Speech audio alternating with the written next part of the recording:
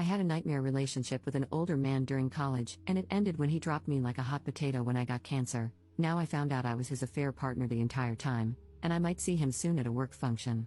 Posted by you/Captain Gazpacho. When I, 29F, was 21, I dated a guy who was too old for me. Kevin, 45M, was 37 at the time and an older student in my university program. I'd just gotten out of a bad relationship and thought Kevin was great. Of course, there were red flags everywhere, but I was so naive back then that I didn't question any of it. Kevin and I dated for 6 months. He quickly told me he loved me and asked me, pretty aggressively, to move to his home city after graduation. Great, right? Still ignoring the red flags. In my last semester, I was diagnosed with cancer, and my world fell apart. The day I got my diagnosis, Kevin made out with another woman at a party in front of me. I left in tears. That night, he broke up with me via email, saying we weren't a good fit anymore because of my impending medical emergency. He admitted he was only with me out of pity after my previous abusive relationship and added that all our friends thought I was annoying and no one liked me. I felt like I'd been punched in the gut. My memories of that week are a blur. I had to drop out of the semester and take a medical leave of absence. In the meantime, Kevin followed me around campus, demanding to know why I wouldn't talk to him and insisting that I forgive him. I remember looking at him like he was insane. I asked him, "So, are you apologizing for what you did?" And he said, "Of course not, I didn't do anything wrong. It's not fair that you're angry at me like this."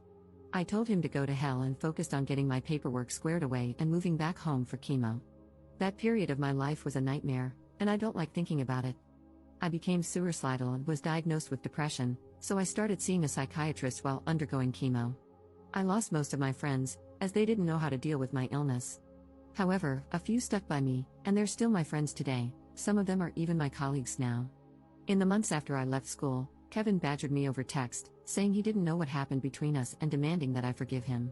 In the middle of chemo, I told him I forgave him just to get him to leave me alone. As soon as I forgave him, he vanished, and I never heard from him again. I blocked him on Facebook to ensure he couldn't come back into my life. Later that year, between chemo treatments, I met a strange woman at a university event off campus. I'd never seen her before and had no idea who she was. During dinner with a group of students and alumni, she talked about her fiancé. Can you guess who it was? Kevin, of course. I was confused because we'd only dated for a few months, which seemed too short to know someone before getting engaged. But when I asked how long they'd been together, she said something crazy like 3 years. I was in total shock, realizing Kevin had been having an affair with me and that our entire relationship was a lie. I left in a daze and cried in the parking lot. In hindsight, I should have warned her, but at the time, I was in shock, sick, and not interested in starting drama at a table full of strangers. I was also exhausted. Later, I thought about finding her on Facebook, but I didn't know her name and worried that saying something would invite more harassment from Kevin, so I let it go. The good news is that I'm still here and happily in remission. 2 years after leaving school, I finally felt human again and went back to finish my degree. By then, I was doing really well. I made new friends, completed therapy, and started my career. Life is totally different now. I'm well known in my field and have even been invited back to my university as a guest of honor. My professors want me to speak to students, and I'll have a chance to network with visiting alumni who are big names in my industry. It's an amazing opportunity, and I was really looking forward to it.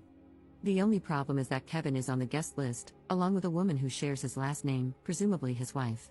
When I saw their names, my heart sank. The guest list is small, with maybe 50 alumni, so we're bound to run into each other. I can't skip the event because it's important, and I already promised I'd be there.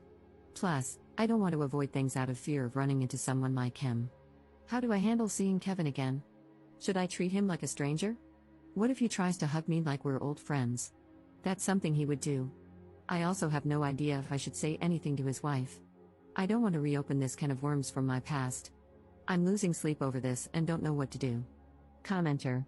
You don't give him any attention, and you certainly don't approach the girlfriend, even though you'd like to share a few things. Ops response. The idea of approaching his wife gives me hives. The last thing I want to do is open this Pandora's box. I feel bad for her, though. Update 6 months later. Well, thanks for your feedback, everyone. I wanted to give you an update. Something I failed to mention in my last post is that my mom used to teach at my alma mater before she recently retired.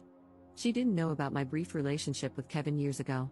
After writing my post, I decided to share everything that happened with her.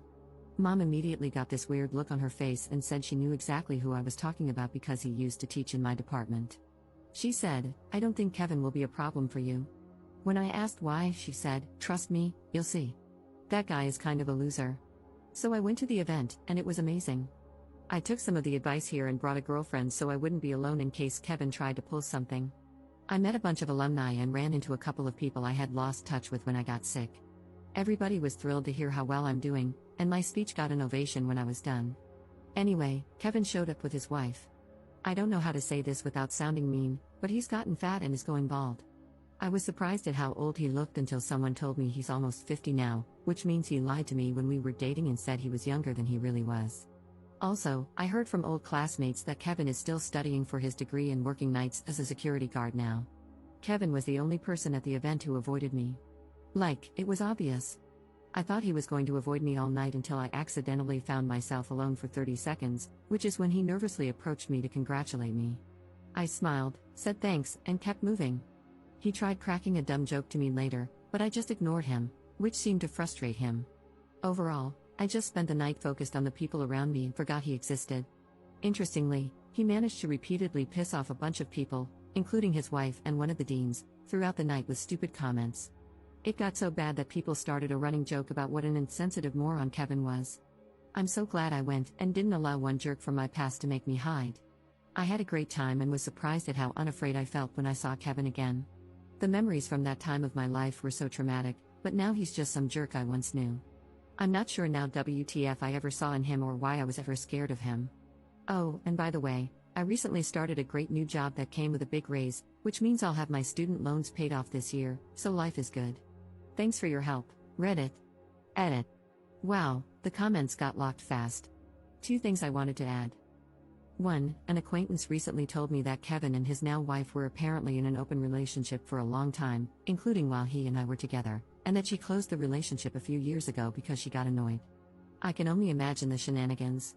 I feel better knowing he didn't cheat on her, even though he still cheated on me, and, of course, he didn't tell me about his wife at all. Whatever, though. 2. My favorite part of the evening, I blocked Kevin on Facebook years ago, so he's had no updates on my life, including the fact that I go by my birth name now. In college, everybody called me by a nickname, but no one's used it in years. So all night, he kept calling me by this super old nickname. People kept looking at him like he was crazy and asking, "Why are you calling her that?" Kevin got super frustrated because he realized everybody was in on some joke he didn't understand. No one would clue him in, I guess. Commenter. Oh, this update gives me life. I'm so happy to hear about your success, congratulations and well done. I'm so glad you are finally able to move on from this idiot. You are clearly 2 very different people. Ops response. It's so obvious now that the only reason we were ever together was that I was young and naive. Now that I'm almost 30, he doesn't make any sense to me. It's so weird and creepy.